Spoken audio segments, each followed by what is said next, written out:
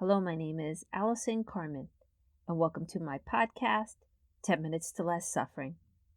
Over the last couple weeks, I've received a lot of emails from people who are really worried about things that are going on in the world. And I have so many podcasts that I've released over the last couple years that help people deal with their stress and their worry. But one of the most profound things that we can do when we feel the outside world is very chaotic, when we're worried about the people we love, when we're worried about our kids or our health, is to remain very present. When I say that to people, sometimes they get really nervous and they say, well, it's the present that's making me really scared. But the truth is, most of the time, it's not the present that's making us scared. It's usually a projection of what could happen in the future. Because when we're faced with something that's actually happening in the moment, we often have more ground because we have the problem and we're either looking for our options, we're making a decision, there's something to do. I find most of the time where people have the most anxiety and the most stress and worry is that they're looking at the moment and they're projecting what it means for the future. And most of that time, that projection is filled with negativity. Yes, there are some people who project into the future with hope, and I know I always discuss the idea of maybe. But many of us project into the future with a doom and gloom scenario. And the problem is because we don't know what's going to happen, if we have that negative spin, that's when most of us just lose our way. But there's also a way to stay present by really slowing everything down. And the first time that I really came in contact with this practice was when I thought my mother might have breast cancer. She had gotten some tests and the doctor said she had to come back for another one. And she was heading back to Florida. And when I heard the news that she might have breast cancer, I was going to meet her at a restaurant. And as I was walking to the restaurant, I felt this beautiful breeze on my face. And I felt so peaceful. And then I felt so guilty. What right did I have to feel peaceful in the moment if my mother had breast cancer? But the truth is, in that moment, I didn't know whether she had it or not.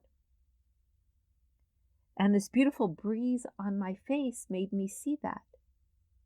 And so when we went to the restaurant, although we talked about the possibility of her being sick and we cried a little bit, because I had decided to be so present, the moment had become so sacred.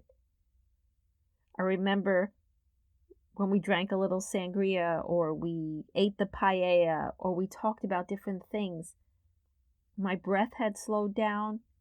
And because maybe I was so aware of what could happen next, it was one of the most beautiful, fulfilling dinners I've ever had with my mom and one of the most memorable. And the truth is, when I had that experience, there also was a story that came to mind.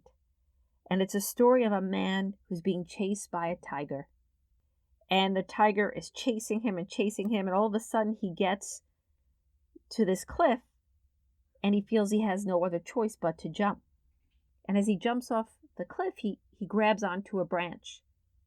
So the tiger is above him and he's holding onto the branch, and then he looks below him and there's another tiger. And so a tiger above, a tiger below, and then he turns his head towards the branch and there are two mice nibbling on the branch. And the man feels totally stuck, totally doomed. And at the same moment, he sees a strawberry. And he grabs the strawberry. And he says, delicious.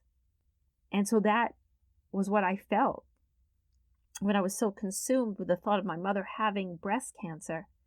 And I felt that breeze. It was that moment. It was that strawberry.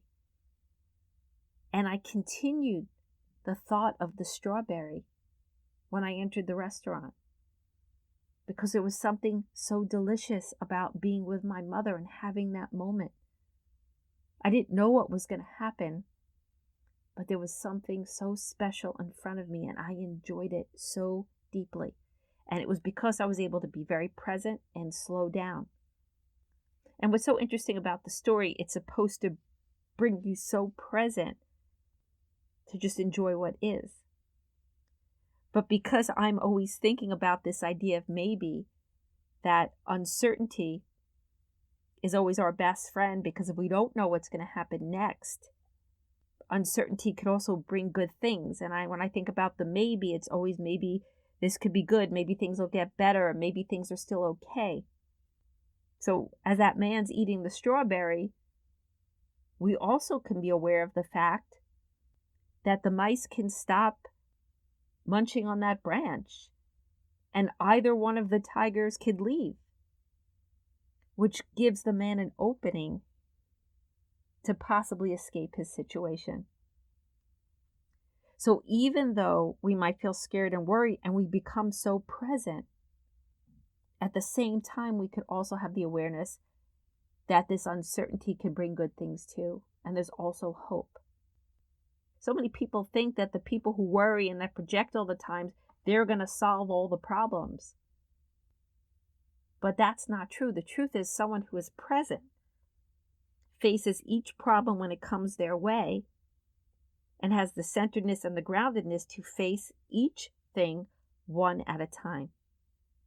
And the people that their minds are in the future and they're projecting and they're worried and they're spinning, they have more fear and more worry and are less aware of what's going around them, and often can't solve many of the problems that we're all facing today.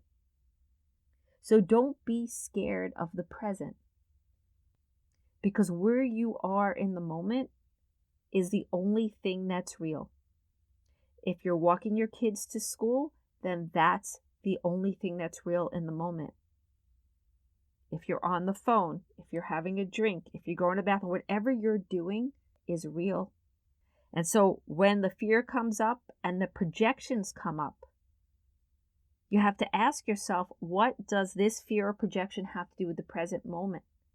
And if there's no decision to be made and there's no problem to be solved, then come back to your breath and come back to the moment and see what's in front of you. And if there's a strawberry in front of you, eat the strawberry. No matter what's going on in the world, if there's some sacredness or beauty for you to enjoy, embrace it, because that's what life's about.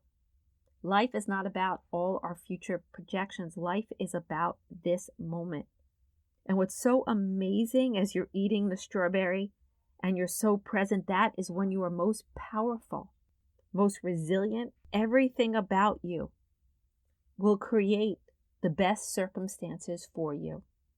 And don't miss a moment of this beautiful life in front of you. Even if there's pain, even if there's suffering, there's still beauty. Use your breath. Think about kindness. Think about love. And know that you're not the only person who's worried and stressed, and it's okay. And most of all, look for the strawberries, because when you start to look for them, you'll see that they're everywhere.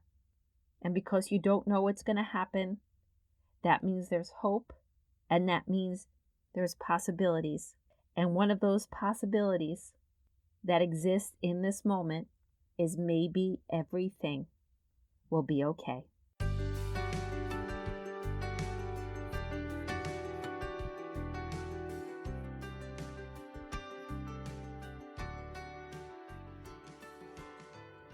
Thank you for listening to this podcast today.